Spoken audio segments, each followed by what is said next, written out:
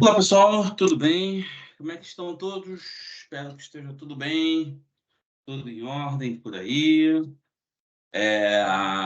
Pessoal, peço desculpas aí pelo ligeiro atraso, porque a conexão não está muito boa e acabou ocorrendo um acidente aqui, já que agora eu sou um usuário de nuvens e acabou ocorrendo um acidente aqui, mas, em suma, tudo já resolvido. Peço desculpas. Bom, em primeiro lugar, deixa eu informar aqui para vocês sobre o Renova, né? Quem não fez o Renova, por favor, já passa aí o QR Code, né? Já passa o QR Code aí, dá uma passadinha, tá bom? Nesse QR Code, maravilha, tá? Para vocês fazerem o Renova, para a gente ter uma previsibilidade lá para frente, tá? Maravilha.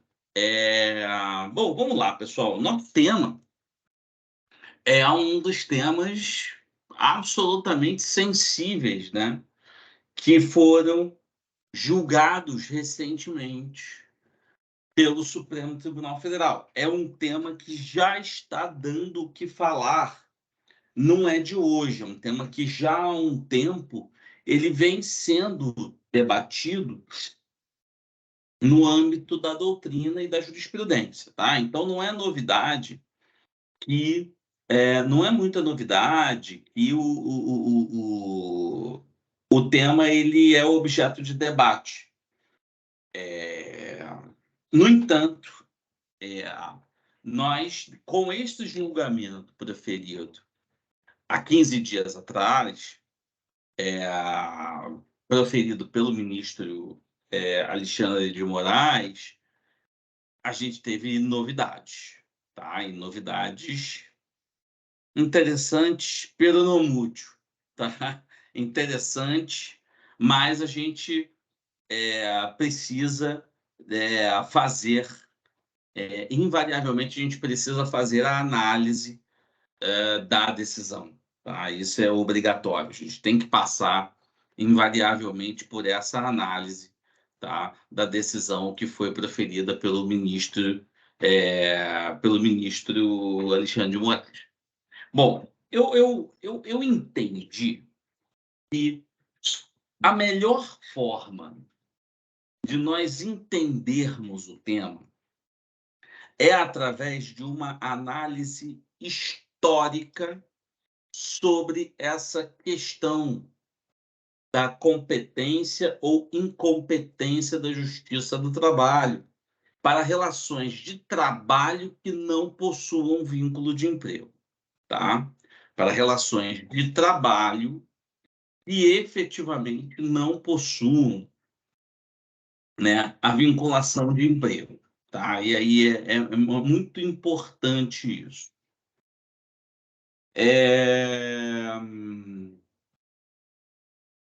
Vamos lá, né? Tudo, né? Ela tudo cinge, né?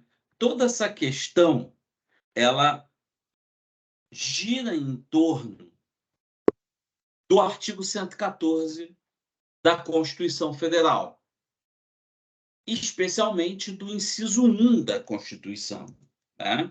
Que diz que compete à Justiça do Trabalho processar e julgar as relações de trabalho. Então, o artigo 114 da Constituição, incluído pela emenda constitucional número 45, ele possui uma amplitude para fazer com que essas relações de trabalho elas sofressem o maior a maior amplitude possível, tá? Para que a Justiça do Trabalho ela efetivamente tivesse a maior amplitude possível, né? E isso é muito importante. No entanto, é uma verdade que a competência da Justiça do Trabalho ela já sofreu logo de início dois reveses muito relevantes, tá? No que tange, em primeiro lugar, né? No que tange, em primeiro lugar, a competência da Justiça do Trabalho quanto às relações estatutárias, ou seja, os empregados do serviço público, da administração direta e da autárquica fundacional de direito público, e também com relação à competência criminal da Justiça do Trabalho, acerca da Justiça do Trabalho ter ou não a atribuição ao julgamento de crimes, e, pela relatoria do ministro César Brito, ficou assim decidido que a Justiça do Trabalho ela efetivamente não possui competência para julgar crimes. Esses crimes ficam invariavelmente, regra geral, a cargo da Justiça Comum Estadual, a não ser naqueles crimes contra a organização do trabalho e também o crime de redução à condição análoga de escravo previsto na Constituição, esse sendo de competência da Justiça Federal. Tá? Então, ali a gente já teve um primeiro problema acerca da análise de competência. Mas a grande verdade é que, parando para analisar essas arguições de incompetência que foram feitas, então, neste momento, eu estou colocando aqui a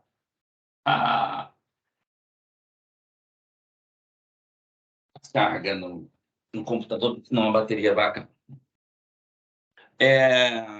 E, aliás, já está acabando. Epa. Voltou. Então, a gente já teve, mas a rigor, uma coisa muito importante que se deve observar é que houve efetivamente no pedido de inconstitucionalidade, tanto em um caso da ADIM, lá da relação dos estatutários, quanto da ADIM de serviço público, houve uma efetiva vinculação entre o pedido e a causa de pedir, que estavam sendo ali ventiladas naquele caso. Então, o pedido era que, por ser uma relação estatutária, não poderia ter não havia vínculo de emprego e, portanto, não havia competência de justiça do trabalho. A mesma forma acontecia com relação às ações criminais. O pedido era o fato crimes, ele não tem vinculação direta com a questão de emprego ou não ter emprego, e muito menos com a questão de não ter trabalho ou não ter trabalho, e, por consequência, isso não é relevante para a definição nem sequer de trabalho. Então, portanto, essa definição de crime, o crime ocorrido, não me importa de onde seja, ele efetivamente não deve ser julgado pela Justiça do Trabalho, portanto, a Justiça do Trabalho é competente. Então, você observa que você tem um liame entre a causa de pedir e o pedido com relação a esses pontos. A coisa começa a ficar um pouco mais complexa quando efetivamente nós temos aqui uma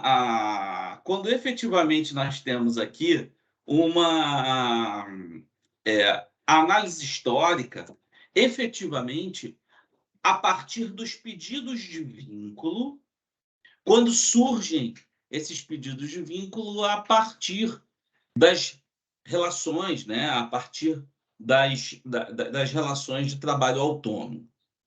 E essa análise histórica começa lá no ano de 2009, quando nós tivemos o julgamento pelo STJ do conflito de competência 164554, de relatoria do ministro Moura Brito, acerca da incompetência da Justiça do Trabalho numa causa que, diga-se de passagem, era relativa a uma questão de trabalhador de plataforma.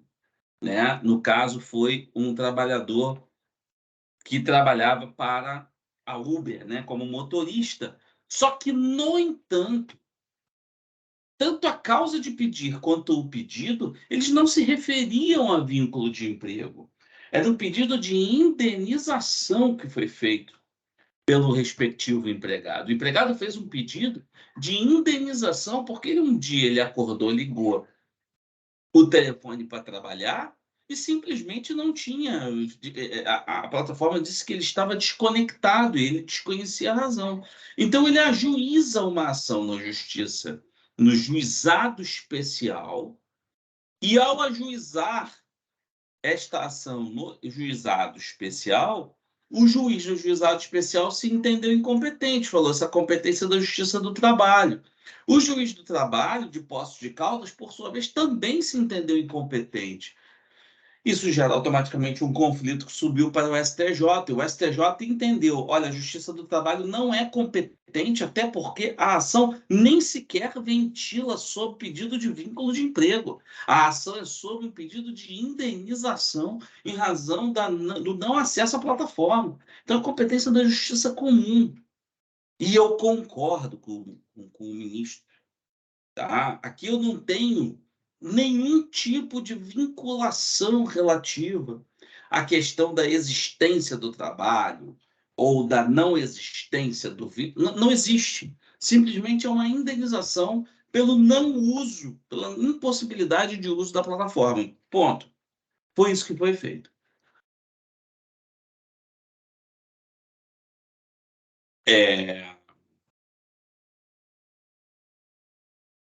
Posteriormente, nós tivemos aqui o primeiro grande, grande no sentido de recente, julgamento acerca da constitucionalidade de vínculo de emprego em relações de trabalho. E o caso era da eventual constitucionalidade da terceirização de atividade fim, onde encontrou-lhe abstrato de constitucionalidade. O Supremo Tribunal foi provocado para analisar a constitucionalidade da Lei 13.467, da reforma trabalhista, quando ela admite a terceirização em todas as atividades de uma empresa, assim como a própria Lei 13.429, que regulamenta a respectiva atividade, né? Então, numa eventual inconstitucionalidade, haveria inconstitucionalidade por arrastamento nesse caso. E o ministro Roberto Barroso, que foi acompanhado pela maioria dos ministros, exceto ministra Rosa Weber na oportunidade e ministro Lewandowski, e ministro Fachin, perdão, também, entenderam aqui neste caso que é um dos marcos dos fundamentos que têm sido usados. Qual é um desses marcos dos fundamentos que têm sido usados? Hoje em dia, as formas de prestação de serviços, elas são variadas. Eu tenho as mais variadas formas de prestar serviços para a sociedade. E dentre essas mais variadas formas de prestação de serviços para a sociedade, dentre essas mais variadas formas de prestação de serviços para a sociedade, incluem-se não somente a relação de emprego, como outras formas de relação de emprego. E vai além. O ministro Barroso, ele acaba, em seu fundamento, contrariando, de certa forma, o que diz a doutrina trabalhista. Uma vez que a doutrina trabalhista ela tem a relação de emprego como base. Ela tem a relação de emprego, aquela mais protegida, como ela sendo o vetor principal para as outras relações. E aí, se ela eventualmente não estiver configurada, aí é que você partiria para uma análise posterior das outras relações de trabalho. O que efetivamente o Supremo Tribunal Federal não tem concordado com essa tese. O Supremo Tribunal Federal ele tem enxergado que todas elas devem ser vistas de uma forma ampla, de uma forma equânime, todas ao mesmo tempo, respeitando as previsões legais. E foi isso que o ministro Roberto Barroso disse. Ele falou, olha, a terceirização é absolutamente perfeita. A gente tem hoje uma variação de atividades que podem ser prestadas por uma pessoa ou por uma empresa, dentre elas encontra a terceirização de atividade fim, que foi recepcionada pelo ordenamento jurídico, por uma escolha do legislador. E, portanto, a terceirização ela é constitucional, o pedido era de inconstitucionalidade, tá? De descumprimento de preceito fundamental, contido no artigo 7º da Constituição, e, portanto, não há vínculo de emprego nesta hipótese dessa terceirização de atividade fim.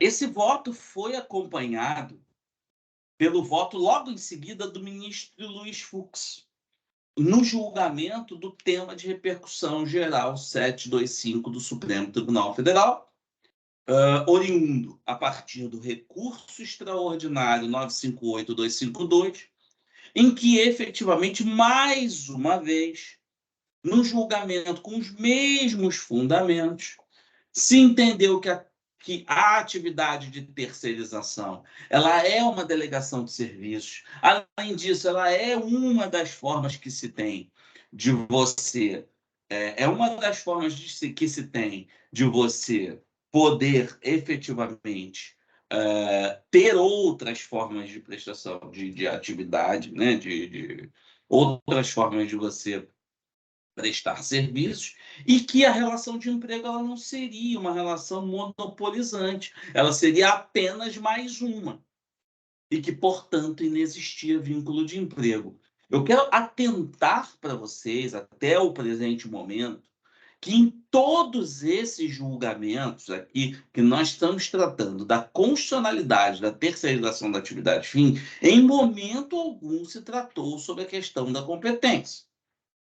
A análise feita pelo Supremo Tribunal Federal foi estritamente no sentido do reconhecimento ou não do vínculo de emprego. E até aí tudo bem, tá? De fato, eu volto a alertar mais uma vez que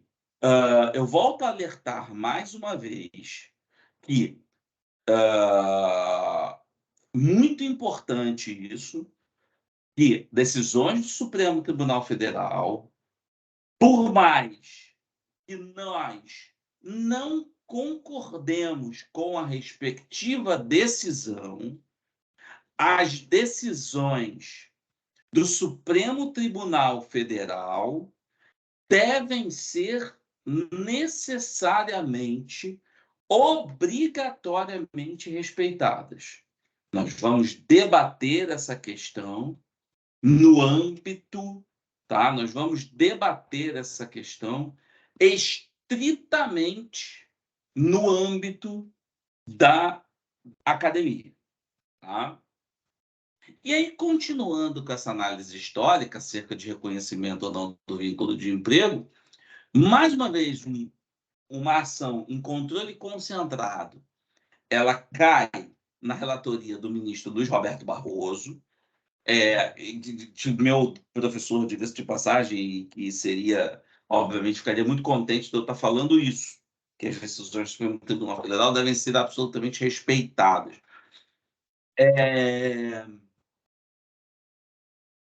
E que a decisão na ADC 48, ela julgava a constitucionalidade, uma ação antiga, diga-se de passagem, da Lei 11.447 de 2019. A rigor eram duas ações, uma de constitucionalidade e uma ADIM, de inconstitucionalidade da lei, em que se pretendia, na verdade, a inconstitucionalidade, né, a ADIM, óbvio, da Lei 11.447, dizendo que o transportador autônomo de carga, na verdade, ele possuía uma relação de emprego e não uma terceirização quando ele tivesse um motorista empregado ou quando ele fosse o empregado, quando ele fosse o motorista diretamente, e que seria uma terceirização ilícita. E, mais uma vez, pelo mesmo fundamento, o ministro Roberto Barroso, ele expressamente mencionou: não se trata de terceirização ilícita, se trata do transporte rodoviário de cargas, com requisitos específicos expressos na lei, e que não há e que devem ser observados esses requisitos e que, portanto, não há vínculo de emprego. E, mais uma vez, o ministro Roberto Barroso, ele expressamente afasta o vínculo de emprego com relação aos transportadores de carro.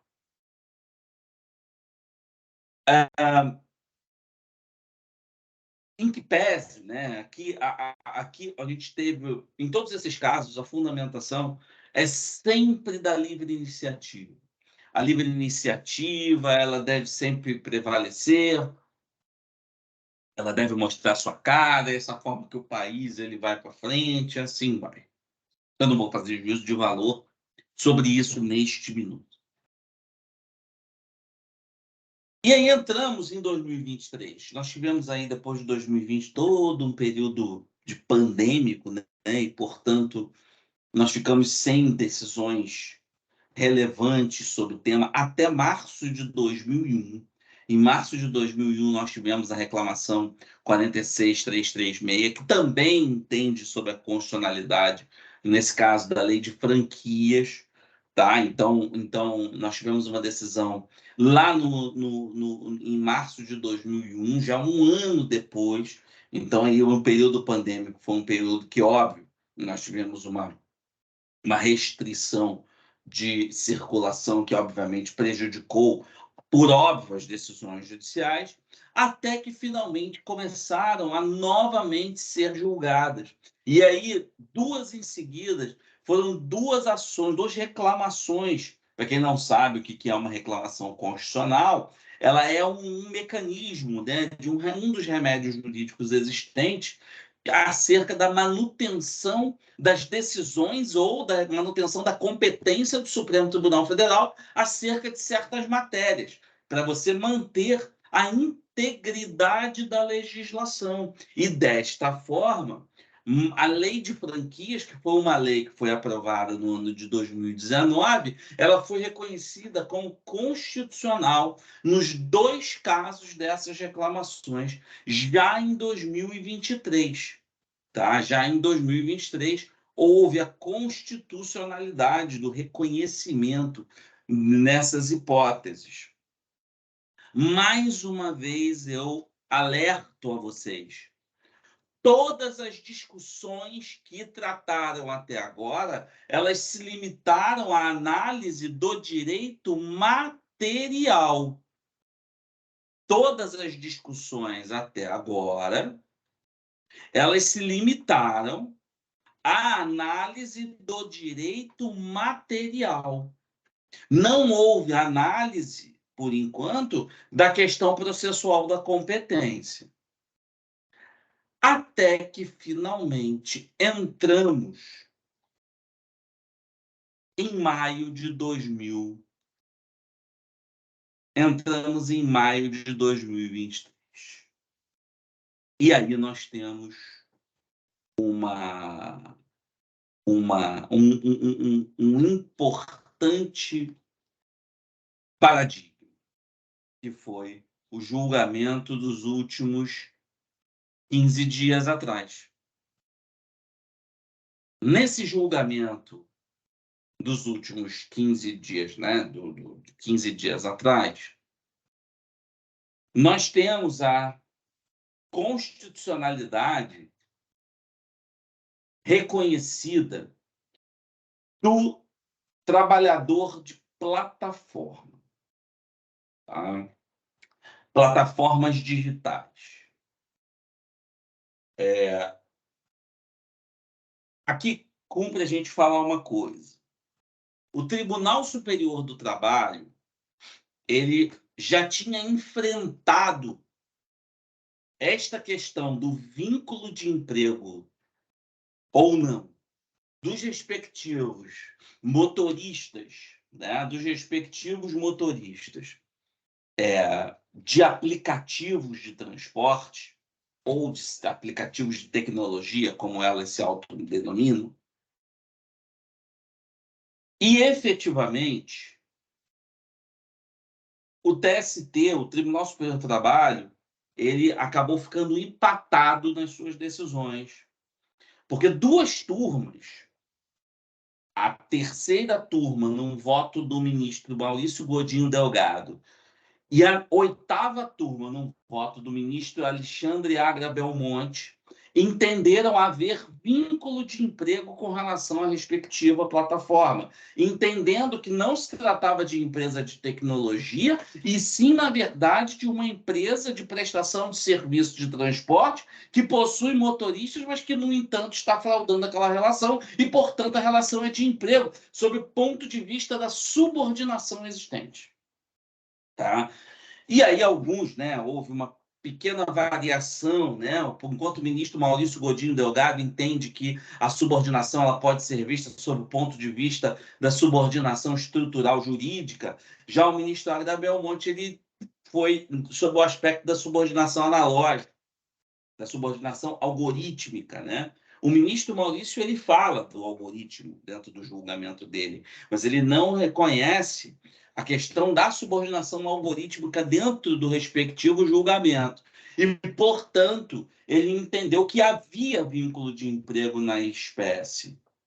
Assim como o ministro Agra Belmonte, por ligeira divergência, digamos assim, dissenso acerca do voto em si, do fundamento do voto.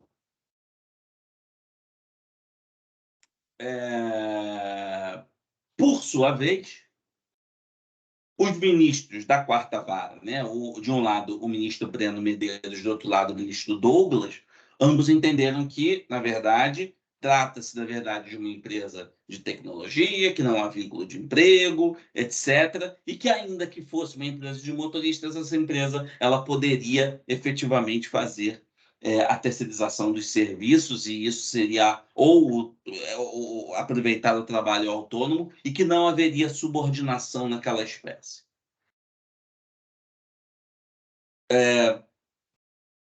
E aí a gente vem com a tal decisão. Houve uma decisão tomada pelo Tribunal Regional do Trabalho de Minas Gerais. Tá? Houve uma decisão tomada em março deste ano, pelo Tribunal Regional do Trabalho de Minas Gerais. E lá nas Minas Gerais, o Tribunal do Trabalho ele entendeu que havia vínculo entre o empregado e a empresa Cabify, que nem sequer se encontra mais no Brasil. E que havia vínculo de emprego. A empresa recorre ao Supremo Tribunal, ela recorre ao Tribunal Superior do Trabalho em sede de recurso de revista e, ao mesmo tempo, ela ajuiza uma reclamação direta no Supremo, dizendo que houve um descumprimento das decisões do Supremo no sentido da constitucionalidade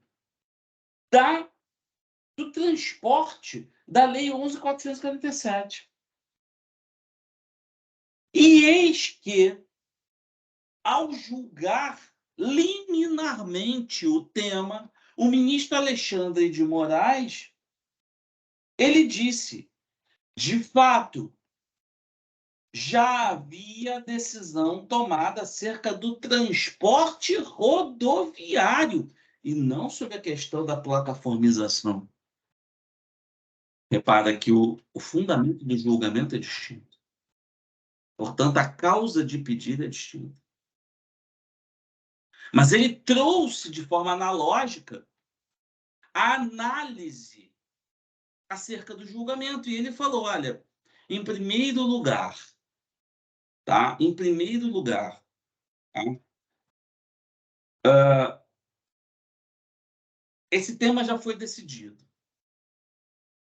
Quando o ministro Roberto Barroso tratou sobre o transporte de cargas, ele entendeu que não havia vínculo e a gente pode utilizar isso aqui de forma analógica. Eu respeito a decisão do ministro Alexandre, mas admito não concordar. São coisas absolutamente distintas do transporte rodoviário para os serviços de plataformização. A discussão dos serviços de plataformização ela é muito mais profunda do que a decisão do transporte rodoviário, que era uma decisão que se limitava à análise estrutural da respectiva relação. A decisão dos serviços de tecnologia, ela vai muito além. É uma decisão muito mais profunda. É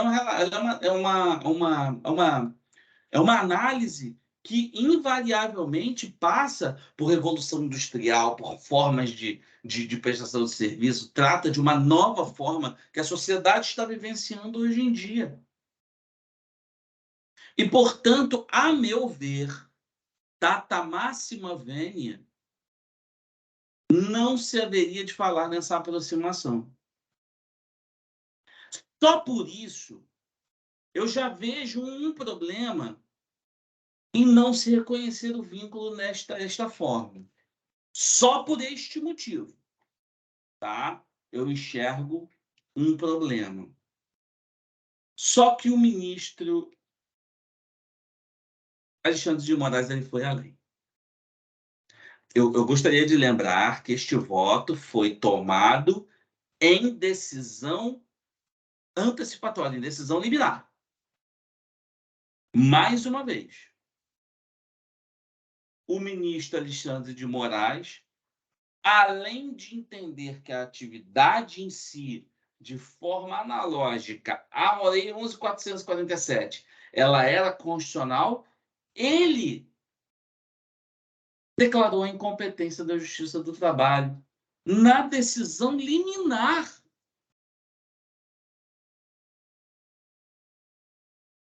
Para análise sobre o tema. Em outras palavras, o ministro Alexandre de Moraes, em seu voto, que, mais uma vez eu repito, deve ser respeitado, e por mais que não haja concordância, um voto que deve ser sempre respeitado, e cabe à doutrina, aos acadêmicos estudarem sobre o tema e contestarem no âmbito acadêmico e no âmbito processual.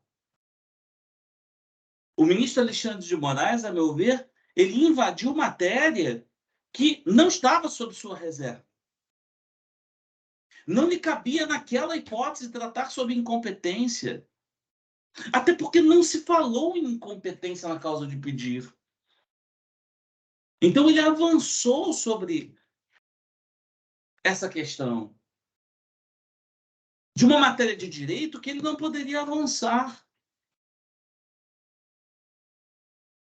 Não era, neste momento, no mínimo, atribuição do Supremo Tribunal Federal avançar sobre esse tema.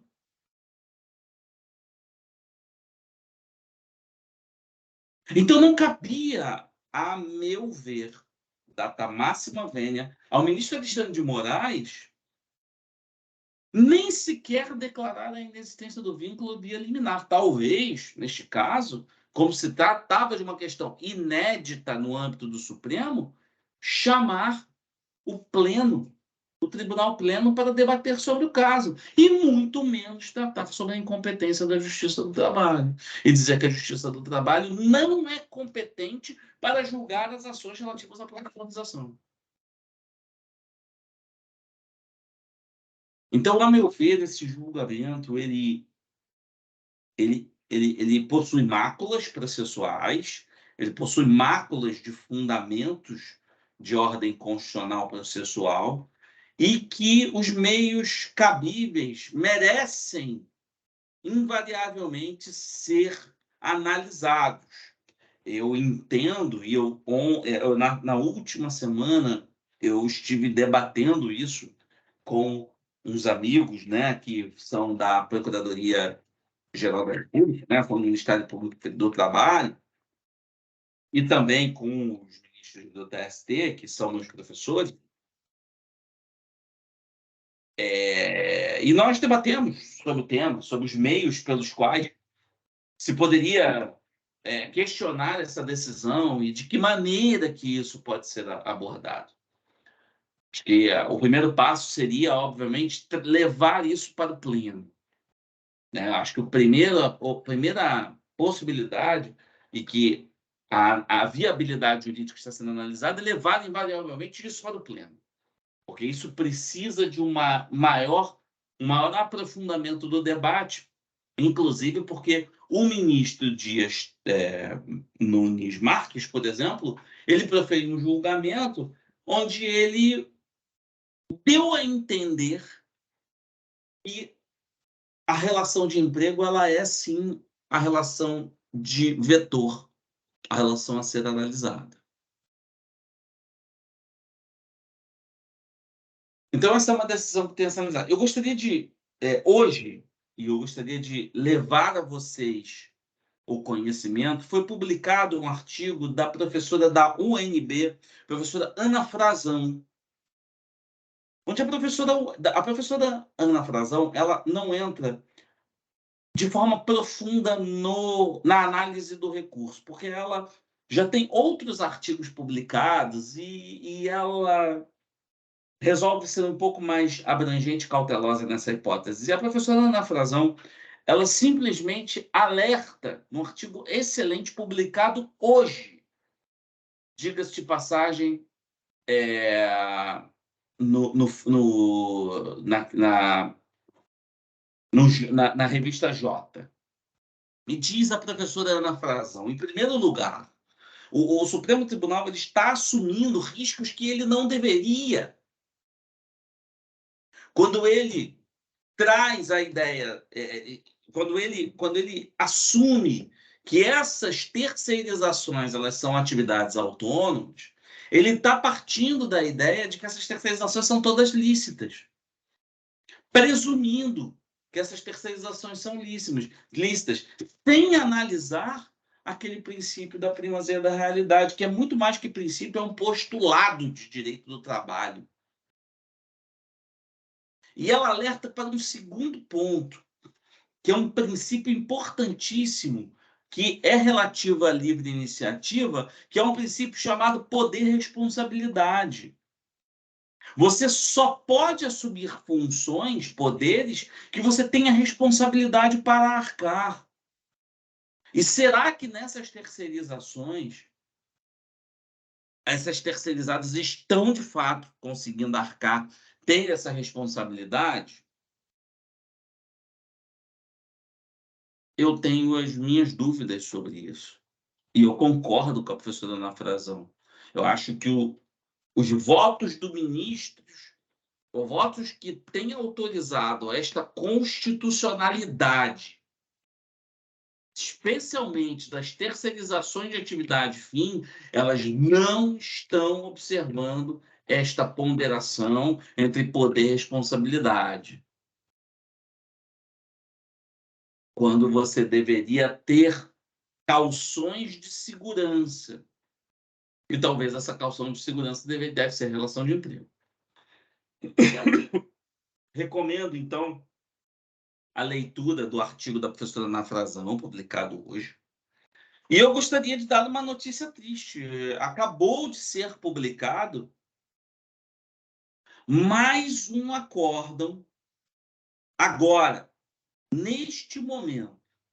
Acabou de ser publicado, neste momento, mais um acórdão, a reclamação 59836. Neste momento, nesta ocasião, reclamação 59836 acaba de ser publicada agora. E o ministro Roberto Barroso, mais uma vez, caça uma decisão, dessa vez do Tribunal Regional do Trabalho da 14ª Região, acerca de uma competência reconhecida numa questão de fraude, acerca de escritório de advocacia, reconhecendo que a advogada poderia ser autônoma e passando por cima da decisão da Justiça do Trabalho, que já tinha reconhecido a ilicitude sobre o caso, mediante provas e tudo. Eu,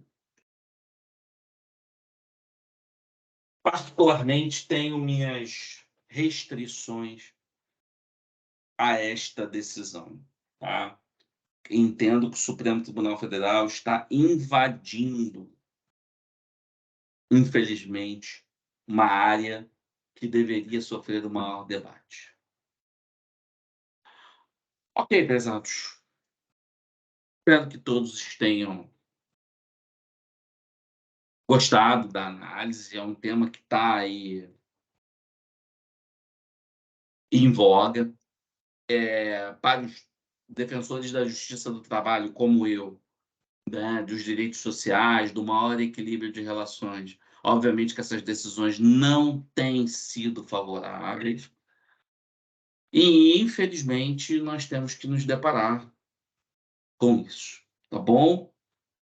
Hoje o quadro é de que essas relações elas têm uma vida própria, e não existe o vínculo de emprego, e vamos ver o que vai acontecer com a questão de incompetência, que foi um avanço, um passo dado, a meu ver, não de forma muito correta, mas que temos que debater isso no âmbito doutrinário e jurídico.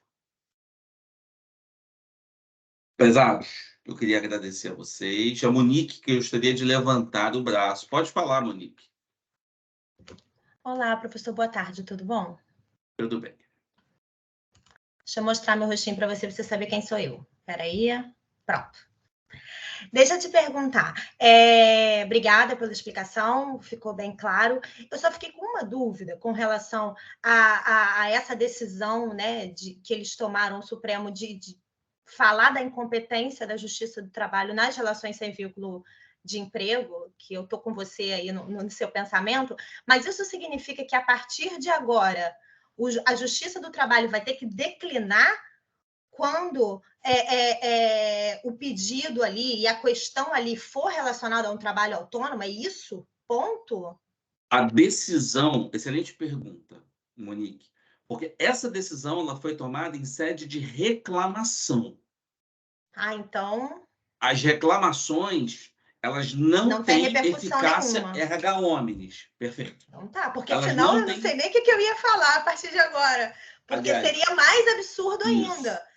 Eu só queria... Porque, assim, lógico, é um cenário que faz com que a gente fique receoso do que está por vir. Eu acho que a ideia é muito essa. Mas eu queria só ver se eu estava entendendo que, não, por hora temos um problema, mas ele não é tão abrangente assim, porque não temos repercussão geral. Imagina, porque falar que trabalho autônomo não é de competência da Justiça do Trabalho, o que mais vai ser? Pois é, assim, deixa eu só fazer uma correção. Eu falei que a decisão de reclamação não era erga omnes. A decisão não é vinculante, perdão. Não é o vinculante. Efeito vinculante, me perdoa. Assim, vamos lá.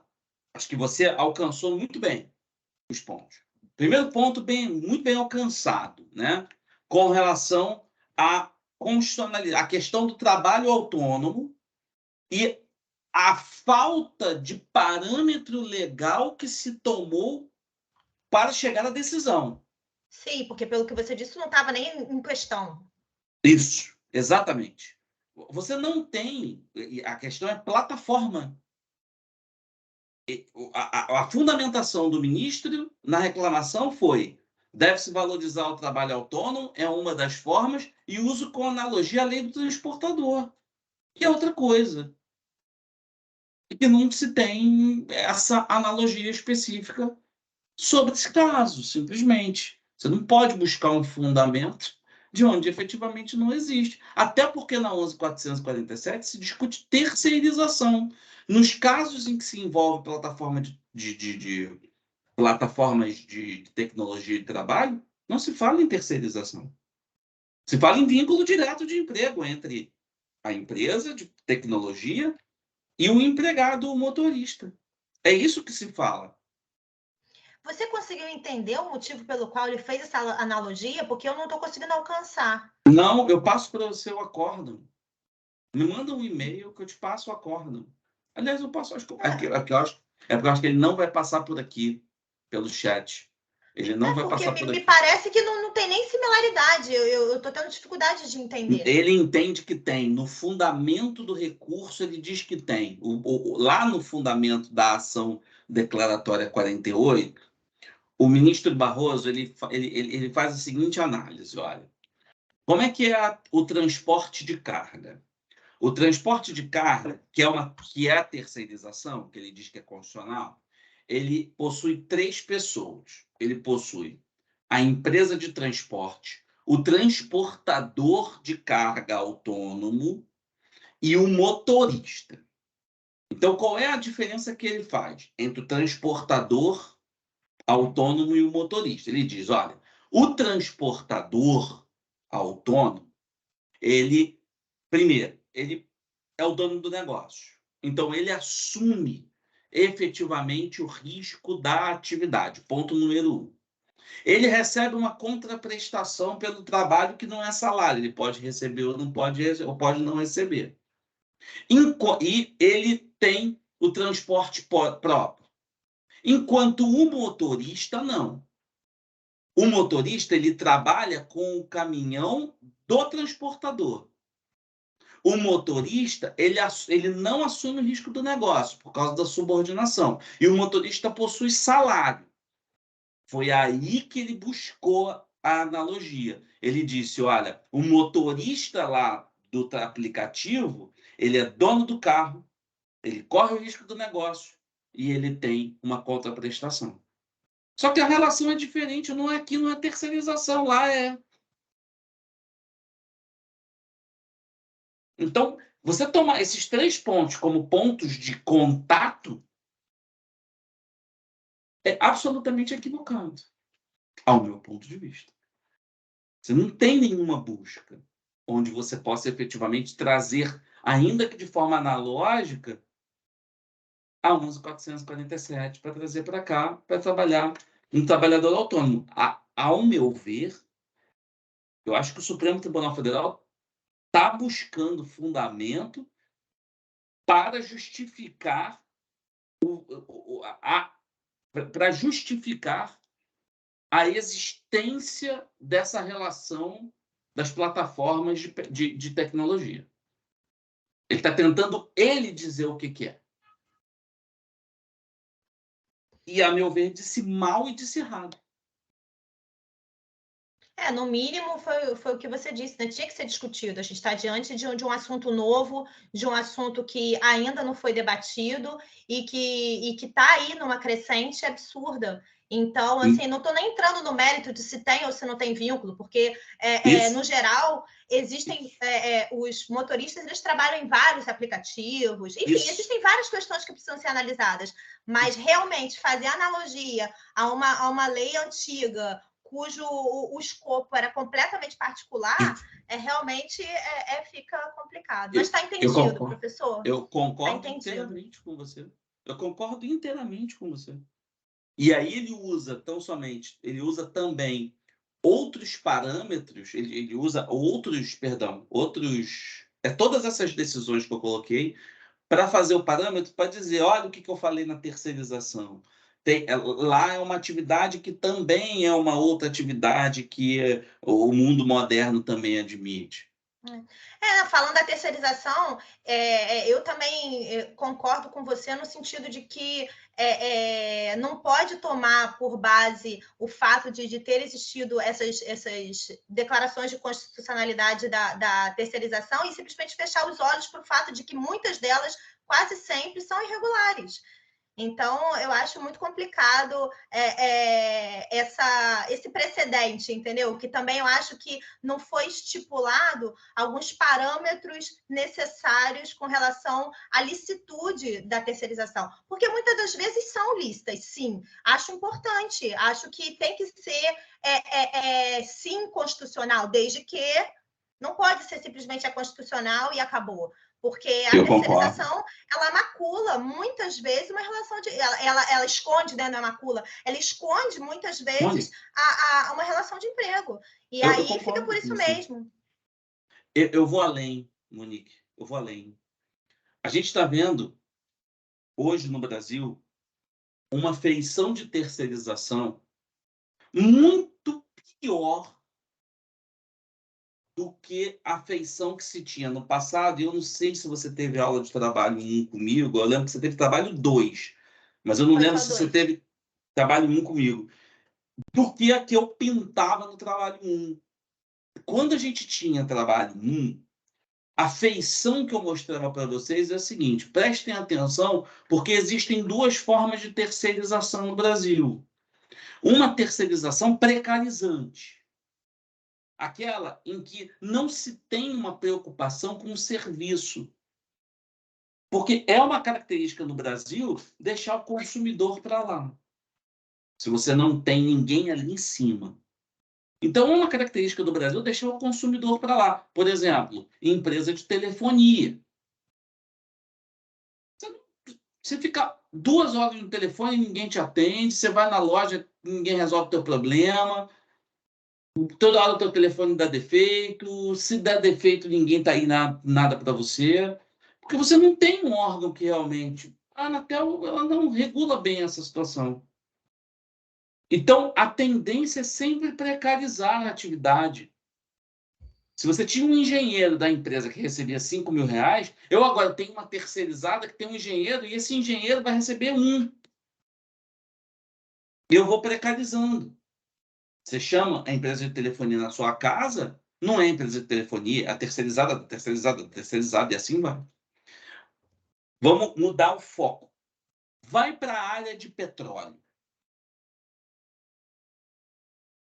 Muda e vai para a área de petróleo para você ver como é que são as terceirizações na área de petróleo.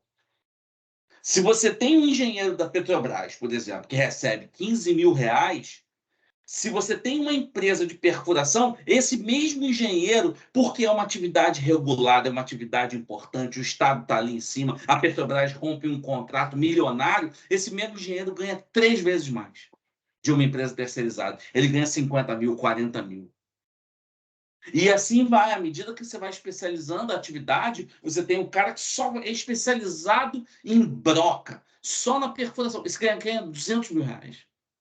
Então, você não tem uma terceirização precarizante quando você tem a figura do Estado ali em cima, ou a figura do consumidor ali em cima, ou a opinião pública ali em cima. Esses são os 2 matizes clássicos da terceirização. Só que agora a gente está vendo mais um. E a gente pode ver esse matiz agora da terceirização quando você teve agora esse caso das vinícolas do Sul. Quando você teve o caso da Zara, do trabalho escravo. Quando você usa a terceirização não como forma apenas de precarizar, mas como forma de reduzir a condição a zero do direito social. Degradar mesmo. Então, você está com um novo matiz da terceirização, que é muito perigoso. O Supremo Tribunal Federal não está enfrentando isso, não está vendo isso. Ele está olhando... Não está querendo ver, né, professor? Que tem isso também. Lado econômico. Eu agora estou morando em Brasília e estou meio em contato, eu tenho que tomar cuidado com as palavras agora. Entendeu? Então, é isso. Entendeu? Bom, acabou de ser julgado o caso. Acabou, neste minuto, de ser julgado mais um caso, que foi esse caso de escritório de advocacia, que é um caso que eu passei por isso. E eu não tenho dúvida nenhuma que é vínculo. Tá? Eu passei por isso, nesse caso. Exatamente. Já é até o modelo deles, né? Eles botam lá associados. E não é. Eu passei por isso anos da minha vida. Tá? E acabou de ser julgado esse negócio. Eu deixei o acórdão para você. O acórdão não, a decisão monocrática. Está aqui no chat. Mim agora? Mandei, está no chat. Vou pegar e vou ler. Obrigada, professor. Obrigada pelos ensinamentos. Se quiser, me manda e-mail. Estou deixando meu e-mail aqui para você, tá bom? Tá bom. Um beijo. Obrigada, bom te reencontrar. Igualmente. Um abraço. Tchau, tchau.